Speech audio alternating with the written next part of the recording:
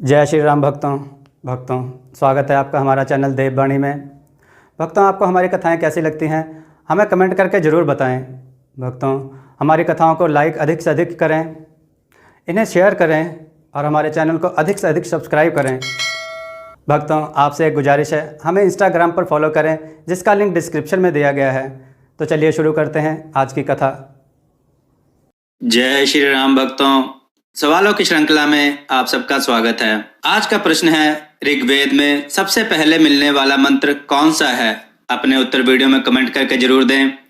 चलिए आज की कथा श्रवण करते हैं। आज की कथा है पंडित की चतुराई और चोर। आइए कथा श्रवण करें। किसी गांव में एक पंडित का परिवार रहता था। पंडित अपनी बुद्धि कौशल से बहुत मशहूर था। अपनी तीव्र बुद्धि के कारण वह उस राज्य के राजा का दरबारी भी बन गया। दरबारी बनने के कारण उसके घर की स्थिति बहुत सुधर गई थी। पंडिताइन भी बहुत दिनों से मायके नहीं गई थी, तो वह इस बार खूब सज धज कर एक सप्ताह के लिए मायके रहने गई। पंडित के पास धन की कोई कमी नहीं रह गई थी, क्योंकि पंडित को राजा से अपनी बुद्धि के कारण कुछ ना कुछ पुरस्कार मिलता रहता था। तो रोज मिठाइयाँ खाते और खास मित्रों को खिलाते। और उनकी संपन्नता पर कुछ चोरों की नजर पड़ गई। चोरों ने योजना बनाई कि आधी रात के बाद पंडित के घर में कूदकर उनके मुंह पर नशीली दवाई लगाकर उन्हें बेहोश कर देंगे और आराम से सारा माल समेटकर चल पड़ेंगे। गिनती में चोर 4 थे और अपने काम में माहिर थे। कभी गांव में चोरी की नहीं थी तो कभी पकड़े भी नहीं गए थे। पहली बार ज्यादा माल के लालच ने उन्हें घेर लिया था। मंगलू नाम का चोर उनका सरदार था। सरदार, हमने पहले कभी गांव में चोरी नहीं की। गांव वाले हमें सज्जन कहते हैं और मजदूरी करके खाने कमाने वाले समझते हैं। एक चोर ने कहा, अरे तो क्या हुआ, हम तो जानते हैं कि हम कितने सज्जन हैं। भाई, हम इस गांव में चोरी करने की गलती कर रहे हैं। सरदार, लोग कहते हैं कि ऐसे काम गांव से बाहर करो, गांव में सज्जन ही बने रहो। तो तू अपने घर जा, सरदार ने कहा। भाइयों, मेरी बात समझो। पंडित बड़ा चतुर आदमी है। अपने गांव से बुरे लोगों को भगाकर ही उसने दम लिया और राजा से ढेर सारा इनाम पाया। अरे हम भी कुछ कम नहीं हैं। हमारे पास नशीली दवाई है जिसने आज तक हमें सफलता दिलाई है। तुझे चलना है तो ठीक, गाल मत बजा। चलूंगा तो मैं जरूर। कितने दिनों से तुम लोगों के साथ हूँ, तुम्हारे ही साथ रहकर परिवार पाल रहा हूँ। अब जरा से खतरे पर पीछे थोड़ी हट जाऊंगा। जो सबके साथ होगा वह मेरे साथ भी होगा। अरे कुछ भी नहीं होगा। गांव का एक व्यक्ति कह रहा था कि पंडित के पास बहुत सा धन है। 20 साल से वह राजा के यहाँ दरबारी है। अब सोचो, 20 साल से कम कितना माल समेटा होगा उसने। और अगर हम उसे झटक ले तो हमारी दरिद्रता दूर हो जाएगी। अगर बिना किसी बखेड़े के झटक लाए तो हमारे साथ मत जा भाई, तुझे पंडित प्रेत दिखता है। मंगलू ने गुस्से से कहा, हमें तो लाभ ही है, 5 की जगह 4 हिस्से होंगे। अब तू घर जा, किसी से कोई जिक्र मत करना। अरे यार, गुस्सा क्यों होता है? चल रहा हूं ना, तो आराम से चल। पांचों चल पड़े।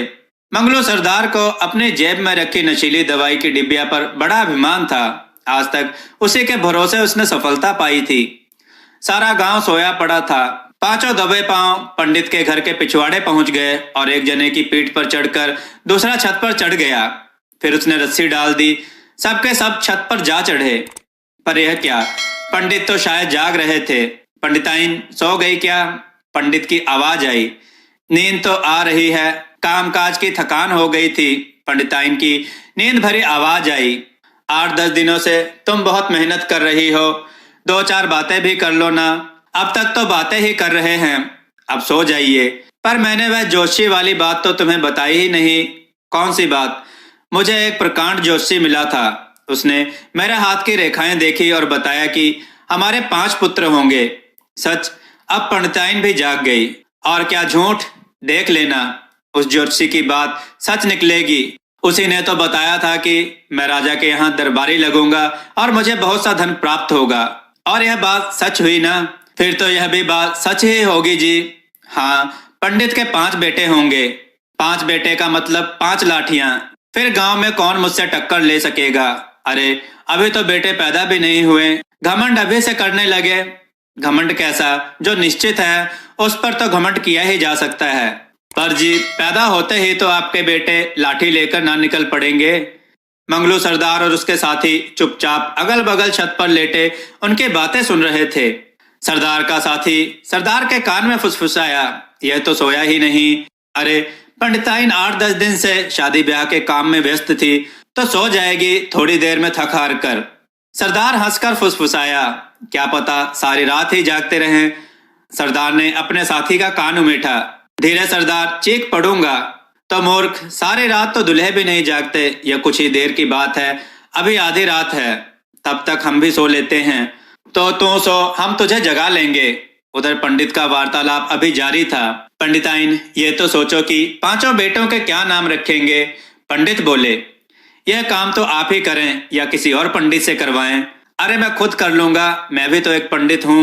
एक का नाम मोहन, दूसरे का नाम सोहन, तीसरे का नाम किशोर, चौथे का नाम मोर और 5वें का नाम चोर रखूंगा। चोर, यह भी कोई नाम हुआ? भला कोई ऐसा नाम रखता है? मूर्ख, नाम लेने में सरलता है और सबका नाम एक दूसरे के तुक लगता तो अच्छा लगता है। आप भी बस अब मुझे तो सोने दें, अब आपकी बात सुनने की हिम्मत नहीं हो रही है, आंखें बंद होती जा रही हैं। तुम क्या सुनोगी, पर मेरे बेटे तो सुनेंगे।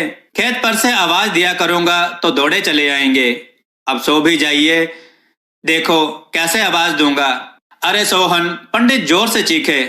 अरे मोहन, अरे किशोर, अरे मोर, अरे चोर। इनकी आवाज इतनी बुलंद थी कि सारा गांव जाग गया। लोग लाठी ले लेकर दौड़े आए। तब तक पंडित द्वार पर आ गए। क्या हुआ पंडित जी? पड़ोसी ने पूछा। मेरी छत पर चोर हैं। पंडित पीछे की तरफ दौड़ पड़े। मंगलू सरदार और उसके मंडली के होश उड़ गए। कूदकर भागने के अलावा कोई चारा ना था, पर देर हो चुकी थी, चारों तरफ से घिर गए थे और इतनी मार खाई कि नानी याद आ गई। सोहन, मोहन और किशोर और मोर तो सब उनके पड़ोसी थे, जो उनकी पुकार सुनते ही दौड़े चले आए थे। चोर मंडली पकड़कर बांध ली गई और सवेरे हवालात भेज दी गई। पंडिताइन को अब जाकर पता चला कि क्यों पंडित रात को बच्चा पुराण सुना रहे थे। इन्हें चोरों की भनक लग गई थी। लोगों ने पंडित की खूब जमकर तारीफ की और पंडित ने राजा से फिर ढेरों सा इनाम पाया। भक्तों, आपको यह कथा कैसी लगी? अपने विचार और सुझाव कमेंट में जरूर दें। दोस्तों, हमने देववाणी ब्लॉग नाम का चैनल क्रिएट किया है, जिसका लिंक डिस्क्रिप्शन में दिया गया है। उसे सब्सक्राइब करके अपना ढेर सारा प्यार दें। हमारी कथाओं को लाइक करें, हमारे चैनल को सब्सक्राइब करना ना भूलें। हमारी कथाओं को शेयर जरूर करें, जिससे लोगों को अच्छा ज्ञान प्राप्त हो। जय श्री राम भक्तों।